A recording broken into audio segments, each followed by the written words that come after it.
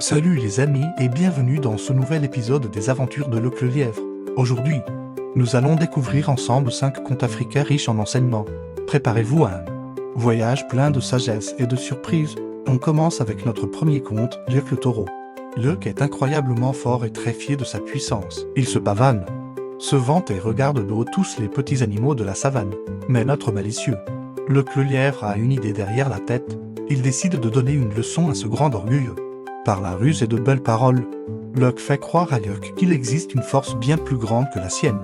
Une force invisible et implacable. Luc, d'abord sceptique, se laisse prendre au jeu. Il tente de défier cette force imaginaire et, bien sûr, il échoue lamentablement. À la fin, épuisé et confus, Luc comprend que la force brute ne fait pas tout face à l'intelligence. Même le plus puissant des taureaux peut être vaincu. La morale de cette histoire. Vous l'avez deviné, la force sans l'intelligence ne mène qu'à l'humiliation. Continuons avec les mésaventures de notre chère hyène, Bouki.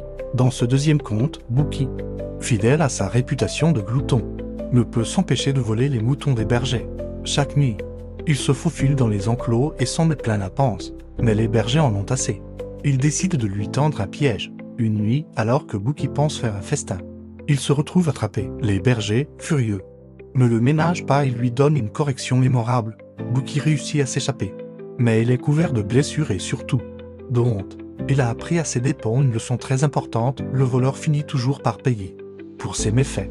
Tôt ou tard, la justice le rattrape. Les ennuis ne s'arrêtent pas là pour Bouki. Après avoir été battu par les bergers, notre hyène tombe gravement malade. Ses blessures s'infectent, la fièvre le ronge. Et il est au plus mal. Il gémit, il se plaint et appelle à l'aide. Mais qui vient à son secours? Personne, absolument personne.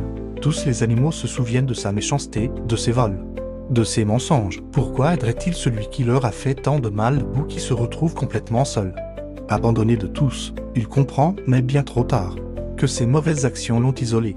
La morale est dure, mais juste, celui qui sème le mal récolte la solitude quand il a le plus besoin des autres. Une leçon puissante sur les conséquences de nos actes. Maintenant, levons les yeux au ciel avec nos 2 prochains contes. Les animaux se posent une grande question. Pourquoi le ciel est-il si haut? D'où vient-il? Une très vieille légende raconte qu'autrefois, il y a très, très longtemps, le ciel était tout près de la terre, tellement près qu'on pouvait presque le toucher. C'était une époque de paix et d'harmonie.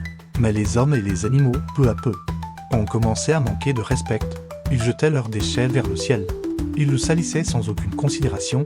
Ils oubliaient que le ciel était un don précieux qui maintenait l'équilibre du monde, et ce manque de respect a eu de graves conséquences. C'est ce que nous raconte la suite de l'histoire. À cause de l'irrespect constant, de l'égoïsme et de la cupidité des créatures de la terre, le ciel, attristé et souillé, a commencé à s'éloigner. Chaque jour, il montait un peu plus haut, s'éloignant de ceux qu'il avait si maltraités. En s'éloignant, il a emporté avec lui la facilité et l'abondance. Les hommes ont dû commencer à travailler dur pour cultiver la terre, pour trouver de l'eau. Pour survivre, les animaux ont compris que leur propre comportement avait brisé l'ordre naturel des choses et rendu leur vie plus difficile. La leçon est profonde, les fautes que nous commettons aujourd'hui créent les difficultés que nous devrons affronter demain. Voilà pour les contes d'aujourd'hui. J'espère que ces histoires vous ont plu et vous ont fait réfléchir. Laquelle avez-vous préférée?